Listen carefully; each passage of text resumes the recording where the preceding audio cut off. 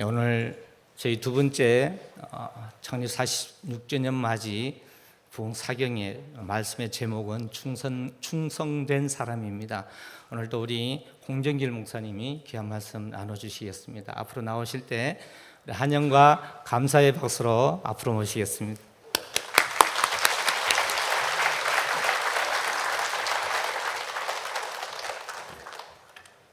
기도하겠습니다. 주님, 어둠을 헤치고 오직 주님의 영광의 얼굴을 만나기 위해 이 아침 나왔습니다. 주의 전에 섰습니다. 주의 은혜로 이 날을 시작하게 축복해 주옵소서.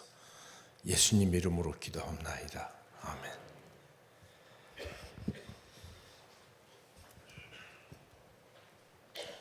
하나님의 사람 사도 바울이 이 세상 떠나기 직전 유언으로 우리가 무엇으로 하나님 앞에 서야 되는가를 이렇게 가르쳤습니다.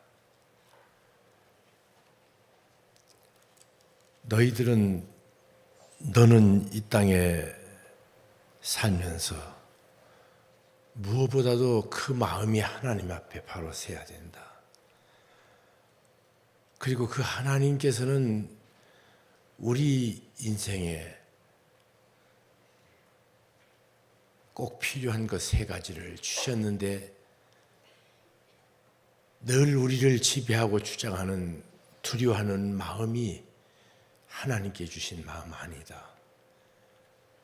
그리고 능력과 세상을 향해서 사랑과 이웃을 향해서 그리고 세 번째로 절제하는 마음이니 어제 저녁에 마지막 강조를 하면서 지나갔던 것이 하나 있다면 하나님의 마음에 합한 다윗이 끝까지 무너지지 않을 수 있었던 놀라운 비결이 또 하나 있다는 사실을 이 아침에 기억하면서 하루를 시작했으면 좋겠습니다. 그것은 다른 것이 아니라 그렇게 멋지고 풍성한 인생을 살았던 그 사람, 세 번이나 자기 생애에 대한 간증을 합니다. 그런데 그 간증을 보면 이렇게 얘기를 합니다. 세 번 가장 중심 간증은 여호와여, 내가 누구이고 무엇이길래 베들레헴 들녘에서 나를 부르셔서 여기까지 인도하셨습니까?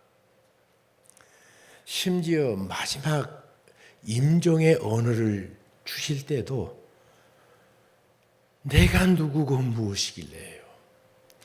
인간적으로 보면 엄청난 걸작의 생애를 살았는데 하나님 앞에 선 이 다윗은 내가 누구이고 무엇이길래? 우리 인생이 쉽게 무너지는 것, 자존망대하는 것입니다. 내 마음을 높은 데 두는 것입니다. 높은 데 두지 말라고 주께서 말씀 그렇게 권면해도 우리들은 가만히만 있으면 그래서 늘 하는 소리가 남 잘못했다는 소리, 나 잘났다는 소리, 이것이 우리의 언어 습관이 되어버립니다. 내가 누구이고 무엇이길래? 이것이 다윗이 무너지지 않는 인생을 살게 만들었던 키워드입니다. 그리고 어떻게 살아야 될 것인가? 어떻게 무엇으로 살아야 될 것인가? 그것을 2장에서 이렇게 시작합니다. 그 마음 가지고 어떻게 살아야 되는가? 네가 항상 확인하고 붙잡고 세야 될 자리가 하나 있다. 그것은 내가 선 자리가 은혜 속에 있는가를 늘 바라봐라. 은혜, 이것은 내 구원의 시작입니다. 그 은혜로 말미암아 구원을 얻었나니 이것은 사람에게서 난 것이 아니라 하나님의 선물이라. 은혜라는 말은 선물이라는 뜻입니다. 아무 받을 자격 없는 사람에게 일반적으로 베푸는 호의의 선물. 그러니까 내가 노력해서 받은 것이 아닙니다. 그러면 내가 자랑할 수 있는데 선물 받은 것 내 자랑거리는 아니잖아요. 내가 나를 내세울 거 아니잖아요. 그냥 선물 받았는데. 구원 은혜로 시작했습니다. 그 구원은 내 인생 사는데 최대의 은혜이자 내 삶의 그리스도 안에서 시작이라면 그것이 내 인생을 계속 만들어갑니다. 사도 바울은 말합니다. 나의 나된 것은 하나님의 은혜다. 우리들이 인생 살아가면서 내가 이렇게 돼가는 거기에 주님의 은총의 손길이 있다는 것을 늘 잊고 삽니다. 지가 잘나서 잘했고 자기가 애쓰고 수고해서 그것을 얻었다고 늘 생각합니다. 그러나 나처럼 수고하지 않는 사람이 세상에 어디 있습니까? 많은 사람들이 살아왔는데 오늘 내가 나된 것은 사실은 내 노력 이상으로 놀라운 은총의 손길이 있는 것을 믿음의 눈으로 보면 늘 발견하게 됩니다. 하나님의 사람 다윗은 계속해서 말합니다. 여호와께서 내게 주신 그 은혜 무엇으로 보답할꼬. 내 삶을 관통하고 있는 하나님의 은혜, 그 속에 살으라고 말합니다. 이 말을 제가 하고 무릎을 쳤던 때가 있습니다. 그게 뭔가 하면 데니스 레인이라는 OMF 선교사님을 처음 제가 김포공항에 모시고 갈 적에, 그때는 김포공항밖에 없을 때입니다. 그날따라 영하 20도였습니다. 이분이 싱가포르에서 왔기 때문에 아주 얇은 옷을 입고 오셨어요. 그래서 차를 태워 같이 오면서 싱가포르 오늘 온도가 몇 도였습니까? 그러니까 영상 30도라고 그러더라고요. 영상 30도에서 영하 20도로 가니까 50도 차이로 급전직하 내려갑니다. 그래서 어디로 갈까요? 그러니까 호텔로 가기 전에 OMF 선교사들이 같이 기도하는 기도회를 먼저 가야 된대요. 그래서 허름한 OMF 사무실을 갔습니다. 가니까 불도 제대로 안 피워놨는데 이분이 들어가자마자 덜덜덜 떠시는 거예요. 한 2시간을 거기서 같이, 그분이 인터내셔널 디렉터였기 때문에 같이 있다가 리버사이드 호텔이라는 한강교 그 앞에 옛날에 호텔이 있었습니다. 거기 모시고 들어가서 너무 추워하시는데 한 30분 물에 들어갔다가 나오시면 좋겠습니다. 그리고 나오셔서 같이 식사하시죠. 그러니까 정말 30분 식사를 같이 했단 말이에요. 그 30분 후에 이미 물속에 30분 따뜻하게 있다가 나오셨습니다. 그리고 내려와서 식당에서 식사하는데 우리가 창가에서 식사를 하고 있습니다. 뽀얀 얼굴, 화색이 도는 그 얼굴, 날씨가 변하지도 않았고 바람에 세찬 것이 멋지도 않았는데 넉넉하게 식사를 하고 있는데 그 창 밖으로 어떤 노동자가 자기 어린 아들의 손을 붙잡고 그 아들을 따뜻하게 바람이라도 좀 막아주려고 애쓰면서 지나가는 모습을 보았습니다. 무엇이 저 아이는 그리고 그 노동자는 그렇게 추워하는데 우리 둘은 따뜻하고 넉넉하게 이렇게 식사를 맛있게 할 수 있을까? 그 이유는 우리가 호텔 안에 있었기 때문입니다. 그 차이밖에 없습니다. 인생 살아가면서 이 사람 말에 귀를 기울이고 저 사람 생각에 내 사고를 뺏기고 살던 어느 날 주님의 나를 향하여 베푸신 은총의 손길을 경험할 적에 아무리 세찬 바람이 불어도 아무리 비바람이 쳐도 아무리 온도가 낮아도 도무지 영향을 줄 수 없는 것처럼 은혜 안에만 있는 인생은 무너지지 않습니다. 그 은혜를 떠나면 그때부터는 광야입니다. 그때부터는 추위입니다. 그때부터는 절망입니다. 그렇기 때문에 오늘도 하루를 시작하면서 주의 은총으로 이 날을 우리는 보호해 달라고 기도해야 되고, 내가 살고 있는, 내가 생각하고 내가 사람을 만났던 그 모든 과정에서 주의 은혜 속에 있는가를 늘 확인하십시오.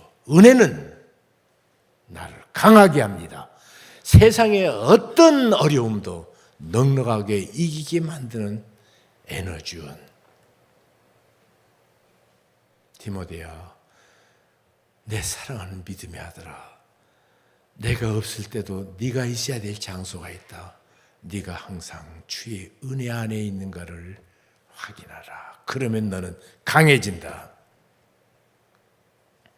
두 번째로, 충성된 사람에게 내가 너에게 가르친 이 복음을 전하라. 그들이 또 다른 사람을 가르칠 수 있으리라. 여기서 중요한 한 원리가 있습니다. 충성스러운 하나님의 사람 사도 바울이, 그래서 그가 고백하기를 주께서 나를 충성되이 여겨 그렇게 말합니다. 그 충성을 디모데에게 전했고, 그 충성의 바톤을 받은 디모데에게 너 이 충성을 놓치지 말아라. 그리고 네가 해야 될 가장 중요한 이 땅의 사역은 바로 다른 것이 아니라 충성된 사람을 찾아서 충성의 바톤을 넘겨라. 그러면 네가 또 그 충성된 사람이 다른 사람을 가르칠 수 있으리라. 사도 바울로부터 시작해서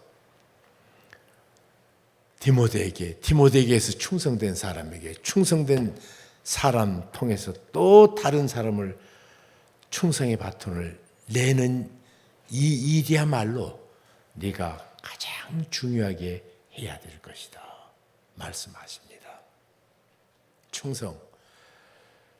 충성이 뭡니까? 충성이라는 단어, 헬라어의 피스토스라는 그 말은 쌍둥이 단어가 하나 있습니다. 피스티스라는 말, 비슷하지 않아요? 이것은 영어에도요, thank라는 말, 감사라는 말하고 think라는 말이 쌍생어입니다. 그런데 그것이 사실인 것이, 우리가 감사한다고 할 적에 가장 중요한 원리는 기억한다는 말입니다. 그 사람이 나를 위해서 행해준 일을, 그 마음의 호의를, 그 선물을 기억하는 것이 감사합니다. 기억하지 않는 것이 뭐죠? 배은 망덕이죠. 그래서 히브리 말은 감사한다는 말이 remembrance라는 말, 기억한다는 말과 같습니다. 우리가 감사를 할 적에 주의 은총이 내게 넘쳐나는 것을 느낄 수 있을 뿐 아니라, 그냥 그 사건, 그 일 기억하지 않으면 그냥 한 사건으로만 점철되는데, 기억하면 그 은혜를 감사하면 그 사건에 주님이 계셨습니다. 그죠? 기억하지 않으면 있으나마나 그냥 한 사건이에요. 그런데 그 일을, 그 사건을, 그 시간을 기억하면 그때 우리 주님이 거기 계셨더라고요. 그죠? 임마누엘의 주님을 누리는 참 귀한 비결이 있다면 기억하는 것입니다. 그게 감사하는 거예요. 그런데 그것처럼 피스토스라는 말은 충성이라는 단어인데, 충성이라는 말하고 피스티스라는 믿음이라는 말이 동의어입니다. 믿음의 사람은 충성스러울 수밖에 없습니다. 믿음의 사람은 충성으로 자기에게 주신 사명을 감당합니다. 제가 그 단어 앞에 딱 세워질 때가 있었습니다. 1965년 7월 24일 날 예수 그리스도가 내 삶의 구세주와 주님이 되셨습니다. 다음 날 아침 눈을 뜨는데 어제와 똑같이 시냇물이 흐르는데 믿음을 가진 내 귀에 시냇물이 하나님을 찬양하고 있고요. 바람 나뭇잎을 스쳐가서 부르는 소리는 여호와의 성호를 크게 높이는 환호 같은 영광스러운 소리로 바뀌고요. 어제처럼 똑같이 태양이 쪼이는데 태양보다 더 밝은 하나님의 사랑의 효시인 양 나를 비치더라고요. 똑같았습니다. 어제와 똑같았는데 완전히 달라졌습니다. 왜 달라졌는가? 예수 그리스도께서 나를 구속해 주신 은혜를 갖고 새로 태어난 날, 구세주 예수 그리스도께서 나의 오늘 이 시간에도 주님이라는 사실 앞에서 눈을 뜨면서 그처럼 달라졌습니다. 얼마나 기뻤는지 모릅니다. 얼마나 감격하면서 한 사물, 한 사건, 의미 없는 것들이 전부 살은 주님의 임재의 현장으로 바뀌는 축복을 누리게 됐습니다. 문제는 마음은 그처럼 기쁘고 즐겁고 환희로 가득 찼는데 내가 걸어가야 되는 내 다리가 지구를 밟고 땅을 밟고 걸어가는 그 걸음걸이가 어느 날 보니까 내가 느끼고 내가 감격하고 사는 것과 상관없이 옛날하고 똑같은 걸음을 걷고 있는, 똑같이 거짓말하고 똑같이 사가고 똑같이 음란하고 똑같이 미움으로 가득 차 있는 내 걸음걸이를 발견하고 깜짝 놀랐습니다. 그래서 제가 그 문제를 신앙의 선배에게 얘기했더니 성경 읽어라 그래요. 아니 내가 어렸을 때부터 예수 믿는 집안에 태어났는데 그 말을 하다가 보니까 내가 우리 집에서 가정예배를 날마다 보면서 성경도 읽어봤고 목사님이 가르치시는 설교로 많은 지식은 가졌지만 내 눈으로 내 마음으로 성경을 읽지 않았다는 사실을 깨닫고는 모든 것 뒤로 하고 지금 집에는 그거 없는데 벽장이라는 것이 있었습니다. 옛날에. 벽장 속에 올라가가지고 사람 만나기도 싫으니까 창세기 읽고 기도하고 출애굽기 읽고 기도하고 나중에는 식사하는 것도 귀찮아서 그냥 성경만 읽기 시작했는데 66권을 5일 되니까 신구약 성경을 처음으로 완파했습니다. 그러니까 또 마음속에 감동과 기쁨이 막 솟아올라요. 역시 하나님의 말씀이면 되는구나 그렇게 생각을 했습니다. 문제는 다음 날도 성경 읽고 그러는데 똑같이 내 걸음걸이가 옛날과 다르지 않는 많은 흔적을 발견하고 이제는 은혜까지 받았겠다. 주의 말씀까지 알았겠다. 마음의 범위는 커졌습니다. 나는 주께서 버린 인생인가? 왜 이렇게 내가 생각하는 것과 다른 인생을 내 걸음걸이를 하고 있는가? 옛날하고 실제로 달라진 것이 없지 않는가? 몹시 고민하다가 두 번째로 물었습니다. 이 땅에서 예수님 말씀대로 가장 바로 사는 샘플 같은 사람 어떤 분이냐고 물었더니 10명이면 7명이 가나안 농군학교 김용기 장로님이라고 그럽니다. 나는 목사님일 줄 알았어요. 근데 김용기 장로님이라고 그래요. 그래서 그리로 연락을 했습니다.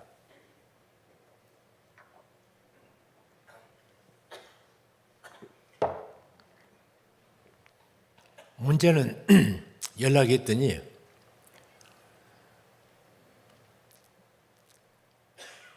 어떻게 거기 살 수 있냐고 그랬더니요. 우리 숫자가 다 차서 안 된다고 그러시더라고요. 근데 비집고 들어갔습니다. 그래가지고 1966년에 가나안 농군학교에 입소해서 김용기 장로님과 함께 살기 시작했습니다. 새벽 5시에 일어나가지고 맨 앞서서 달리시는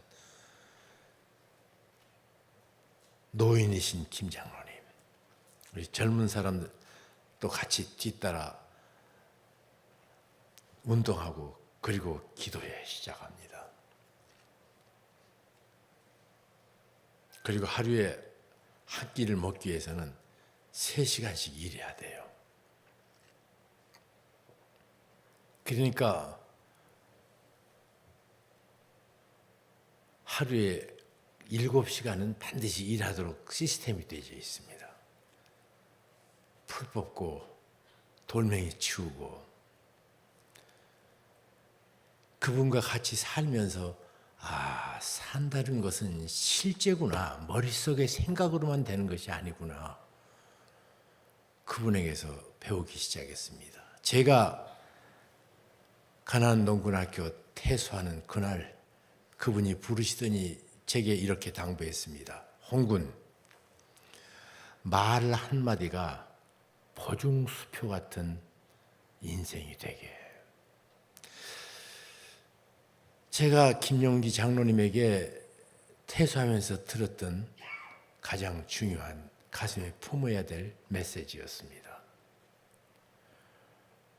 그거 안 들었으면 인생이 참 쉬웠을 텐데요. 괜히 그 소리 들어가지고 평생 굉장히 손해 많이 봤습니다. 하여튼. 말 한마디. 우리는 말 굉장히 쉽게 하지 않아요. 약속도 쉽게 하지 않아요. 자네 말 한마디가 보증수표 같아야 되네.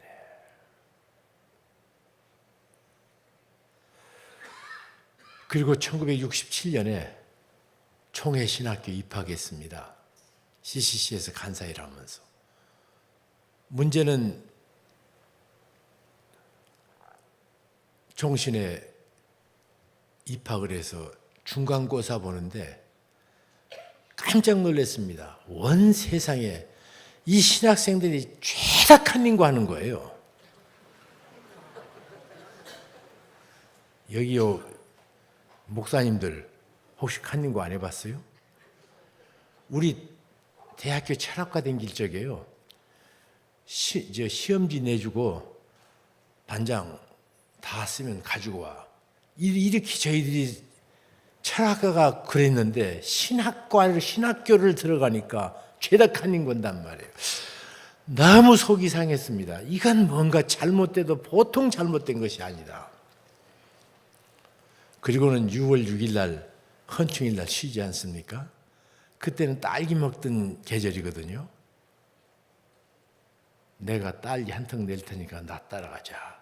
그래가지고 이 그부들을 전부 초대해서 가나안 농군학교를 가가지고 쉬시는 날인데 김 장로님 제 부탁으로 신학생들 100여 명을 하루 종일 아침부터 저녁까지 강의해 주셨습니다. 마지막 시간입니다. 제가 물었습니다.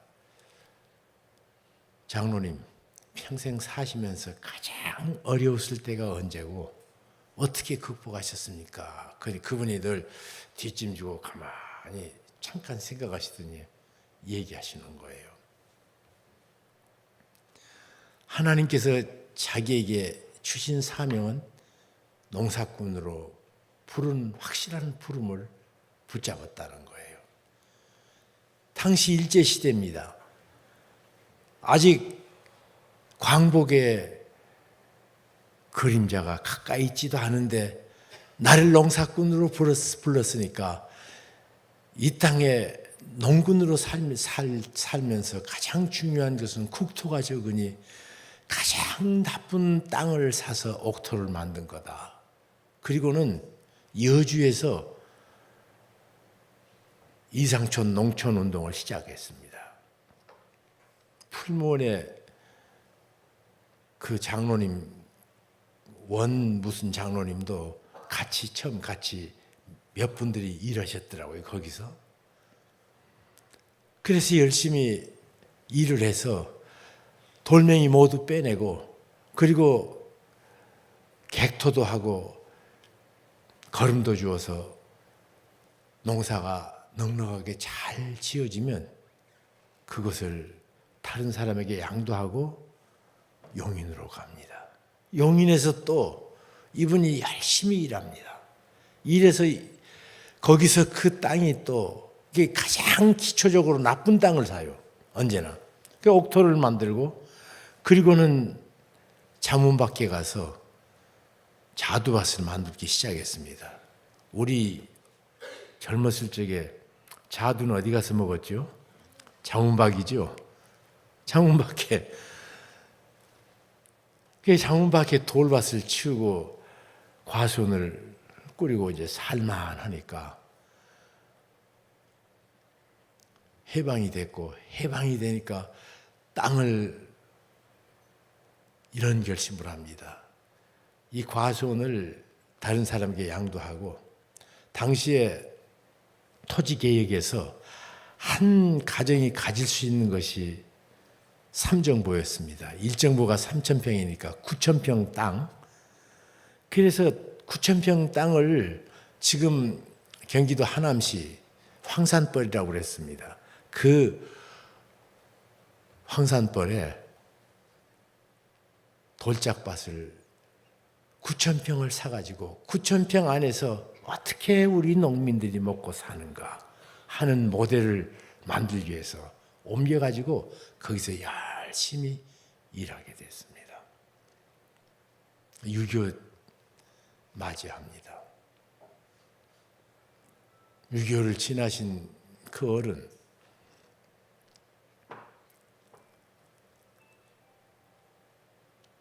큰아들은 군대 입대했고, 둘째 아들 김범일, 둘째 아들과 함께 열심히 일하는 어느 날, 왜냐하면 지금까지 같이 동지였던 사람들이 그냥 좋은 땅 옥토 되면 거기서 생활 근거지를 만들어서 일했거든요. 그런데 다시 땅을 만드는 그 고통, 여러분 안 해봐서 그렇지요. 농사 짓는 거 정말 고됩니다. 내가 지금 경기도 가평 설곡에서 조그만 밭을 만들고, 그리고 앞에 풀 뽑는 것만 해도 어떤 때는 그냥 하루 이틀이 쉽게 가더라고요. 거기서 그분이 다시 일을 시작했는데, 어느 날 둘째 아들이 아버지에게 대듭니다. 아버지, 내가 아버지 아들로 태어나서 오늘까지 개 돼지처럼 땅만 파고 여기까지 왔습니다.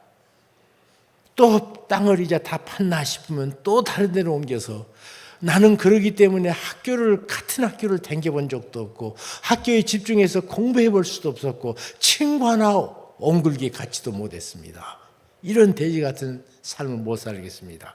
그리고는 냅다 아버지에게 대들더래요. 되던 것까지 좋은데 그날 나가버렸습니다. 그냥 없어서 보니까 그냥 가출을 했어요. 그때까지 순종적이던 아내가 아침부터 저녁까지 울면서 바가지를 걷기 시작합니다. 그때 이분이 너무 괴로워서 하나님 앞에 밤중에 나가 기도하기 시작하는데, 이런 기도가 주제였답니다. 주님, 주께서는 나를 농사꾼으로 부르셨습니다. 그래서 나는 이 땅을 파야 되는 괭이를 놓을 수가 없습니다. 주신 사명이니까 내가 이탈할 수가 없습니다. 그러나 내 아들까지 이처럼 나를 배반하고 떠났고, 순종적인 아내마저도 이처럼 하루 종일 매일매일 바가지를 긁는 것 너무 괴롭습니다. 주님, 내가 내 사명을 떠날 수는 없고 휘두르는 괭이 자국이 땅을 박는 것, 그때 내 목숨을 거둬달라고 그렇게 기도하기 시작했죠. 나를 데려가 달라고. 한참 기도하는데, 울면서 기도하는데 울음소리가 들리더래요. 그래서 이거 환청인가 보다. 기도가 깊어지면 그런 이상 현상들이 있거든요. 근데 환하게 밝은 것이 느껴져서 눈을 떠보니까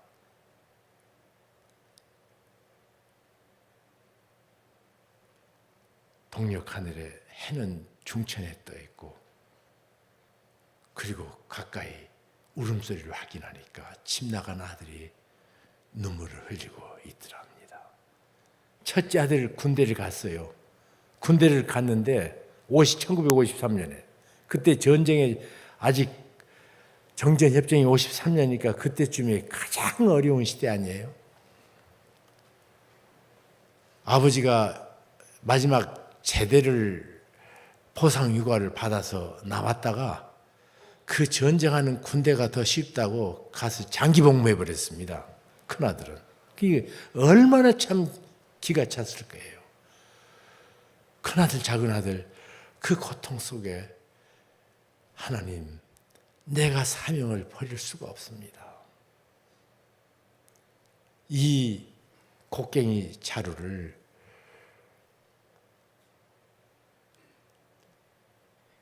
내가 놓을 수가 없으니 붙잡은 상태에서 목숨을 거둬달라고 울부짖었던 그 울부짖음이 충성입니다.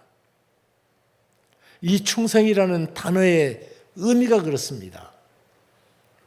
오디세이라는 그리스의 영웅이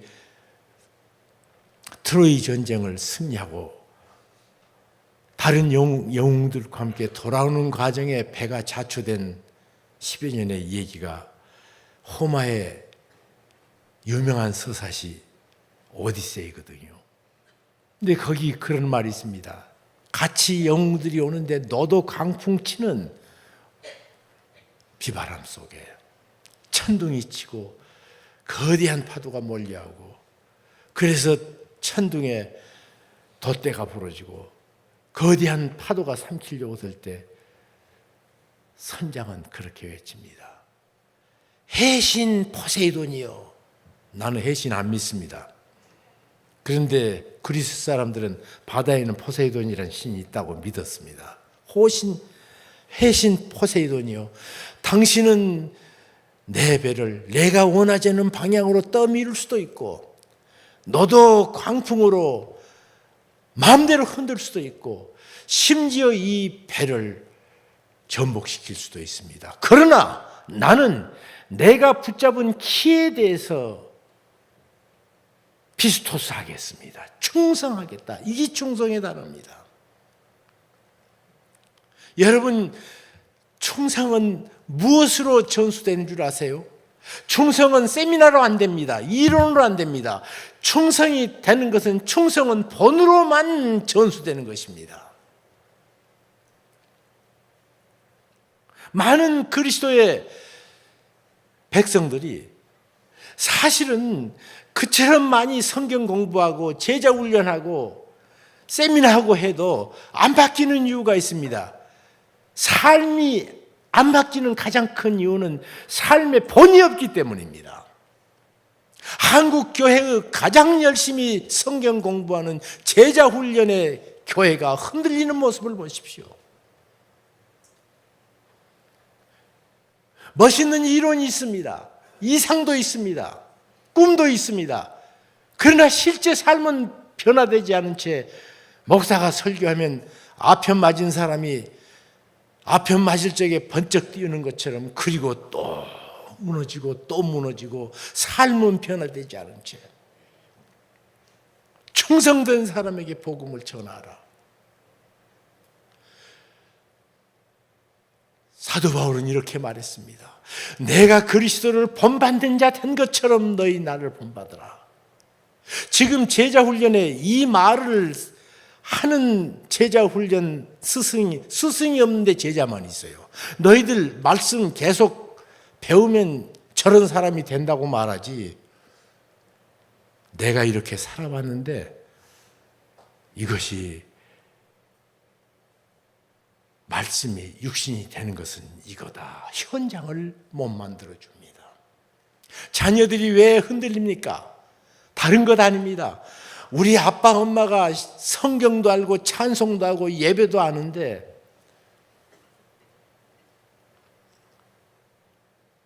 삶의 본이 없다. 안 속아요. 애들은. 우리 자녀들은 부모가 가르치는 대로 사는 것이 아니라, 부모가 염원하는 대로 사는 것이 아니라 부모가 사는 대로 삽니다. 본이에요.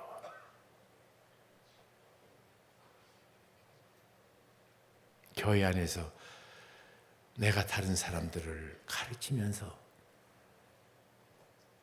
성경 본문만 가르치면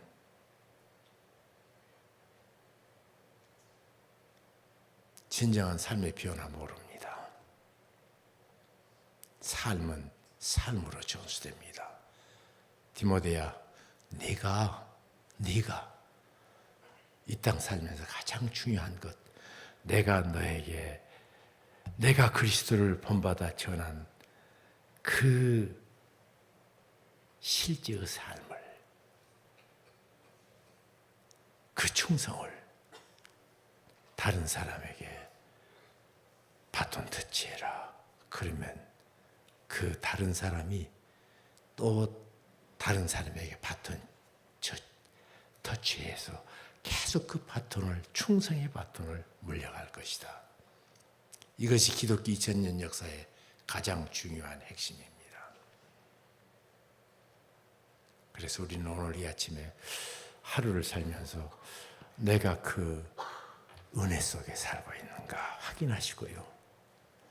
내가 그냥 입으로만 사는 크리스찬인가, 주님께서 사도 바울을 통해서, 디모데를 통해서, 충성된 사람을 통해서 2000년 동안 아름답게 전수한 그 충성을 붙잡고 내가 오늘도 살고 있고, 그리고 이 세상 떠날 적에 내가 남기는 최대 유산이 주님을 향한 충성인가를 확인하시면서 하루하루가 주님 앞에 복되고 값주고 영광스럽게 사는 귀한 생애 되시기를 우리 주 예수 그리스도의 이름으로 축복합니다. 기도하겠습니다. 주님, 감사합니다. 이 아침 충성의 영광스러움으로 바로 예수 그리스도의 본을 오늘도 받기를 구합니다. 주님, 그러기 때문에 은혜가 더 필요합니다. 은혜로 붙잡아 주시고, 은혜로 세상의 어떤 위협 앞에서 나를 흔들고자 하는 하나님의 뜻을 불순종하게 만드는 세력에서 그 은혜 속에 충성을 다해 이날도 살아가는 은혜 허락하여 주옵소서. 그 충성 때문에 내 주변에 내 후배 크리스찬들이 바뀌게 하시고, 무엇보다도 얼마 있으면 아무리 같이 있고 싶어도 있을 수 없는 사랑하는 자녀들에게 이 충성의 바톤을 넘기고 주님 앞에 개선하는 귀한 주의 백성이 되도록 은혜 베풀어 주옵소서. 지금은 우리 주 예수 그리스도의 은혜와 우리 하나님 아버지의 그 무한하신 사랑과 성령 하나님의 교통하심이 오늘도 주님께로부터 시작된 그 충성을 내 삶에 온전히